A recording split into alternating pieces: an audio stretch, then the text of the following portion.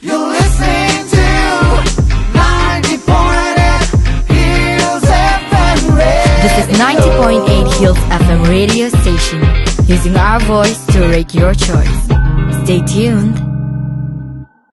Hello, everyone, and listeners of 90.8 Hills FM. This is your RJ Gugu Haralu from 90.8 Hills FM and the Voice of Change. Today, we're honored to have Mr. Prakash Padukone, the founder and director of Padukone Sports Management Private Limited, Bangalore, who's here in Nagaland to have launched the first summer camp in Nagaland, and we are so fortunate. So for our listeners, today we thought, why not we get some bites from him, from his personal experience, in short, but definitely worth having this time. So, sir, what would be your sharing in inspiring a message with your life lessons for our youth of Nagaland? Well, first of all, it's a great honor and pleasure to be here in Nagaland. My first visit. I always felt that the Northeast region in particular has a lot of talent, especially for badminton. So we are trying to do whatever best we can to unearth the talent and provide a platform for the youngsters, not just in Nagaland, but the entire Northeast. This is just a beginning. We hope that we'll be able to bring out some champions from here in the future. As far as my life lessons are concerned, I think it's been a very tough journey because I started playing badminton way back in 1962 as a 7-year-old. And that time badminton was not popular at all, especially in the southern part of India. Nobody knew what badminton was. There was another sport called ball badminton, which was very popular. So there were hardly, there were only 3 or 4 courts in the entire city of Bangalore. Now I'm told, there could be more than 2,000 courts in Bangalore itself. So that's the kind of transformation which has taken place. But you have to look at 1962 when I started. There was hardly any facilities. I used to play in a marriage hall, which used to be booked for 6 months in a year for marriages. So it was basically a marriage hall, and if there were no weddings, then I could play. So that was how popular and the sport was. But despite that, my father, told me one thing that not to complain about lack of facilities, lack of infrastructure. I still remember what he said. This is all you have. This is all you get. But yet you have to try to be the best in the world. So try to be. I didn't know that I could achieve whatever I did.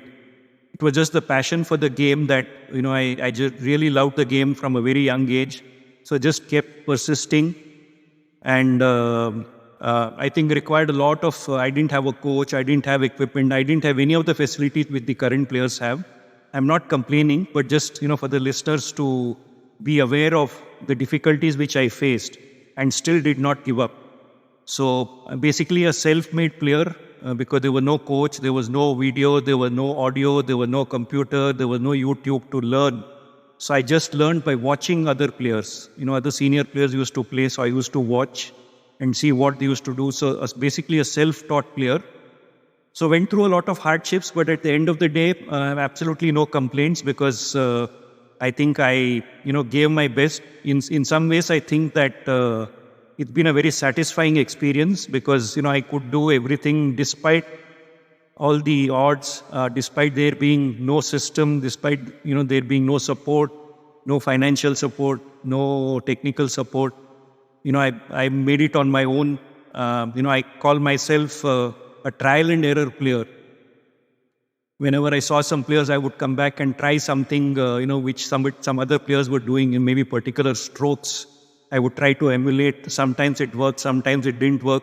So it took me much longer than, the present day players, to come to the top because I had to be very patient. So I think my lesson, my, advice to the youngsters would be, you are lucky to be, to be born in a generation, which has all the facilities, enough platforms, enough support.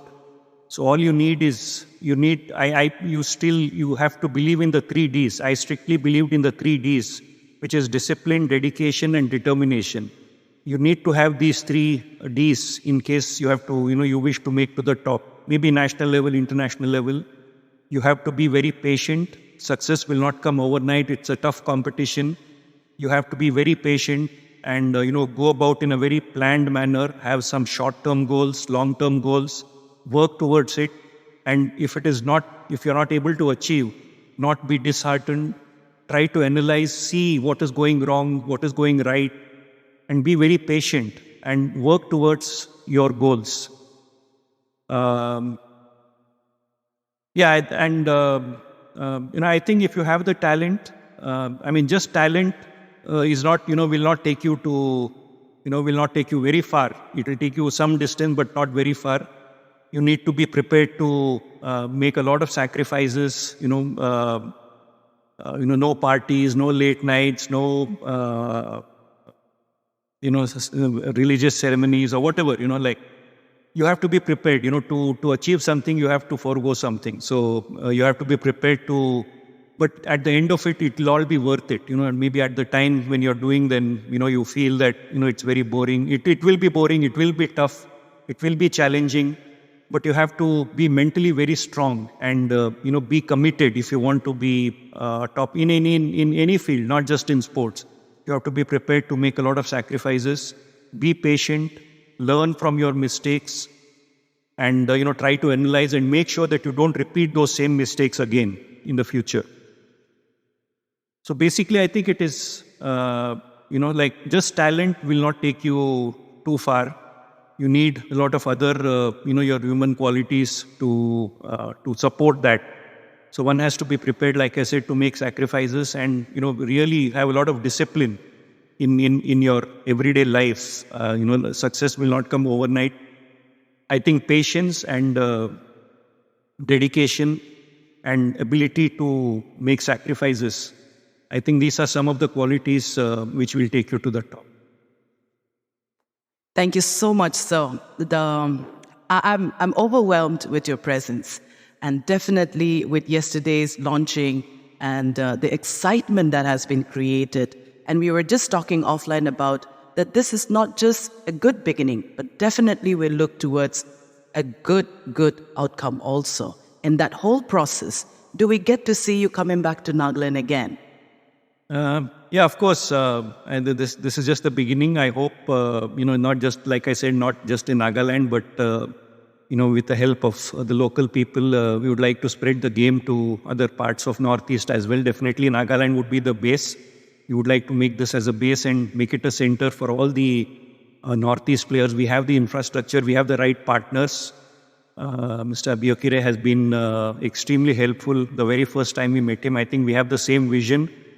It's not just, it's not just a commercial venture. It is also to produce champions, to help the underprivileged kids in whatever way we can.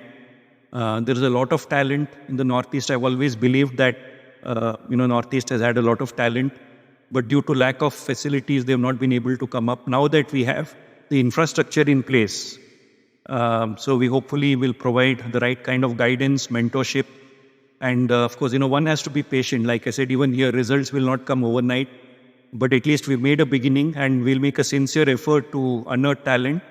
And of course, yesterday the Chief Minister was very, kind enough to, to support. He promised that 10 of the promising players, would be supported by the state government. So I think this is just a beginning. So I've instructed my coaches to identify any talented young players who are there. They may not be good at this stage, but if they have the potential, we'll identify and, keep them separate and then, make a plan for them, not just be here, but, maybe take them to Bangalore, make them play with better players so that they go up the ladder.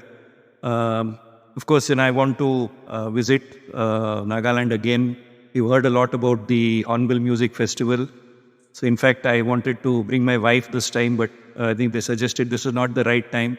So hopefully we will, come again maybe during November, in December for the Hornbill.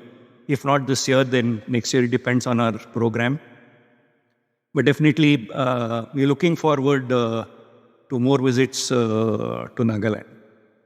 Well, thank you, sir. And may we also extend this gesture to you that this is your second home too. And Nagaland is very, very proud to have your presence, and especially what you and the two coaches are here for.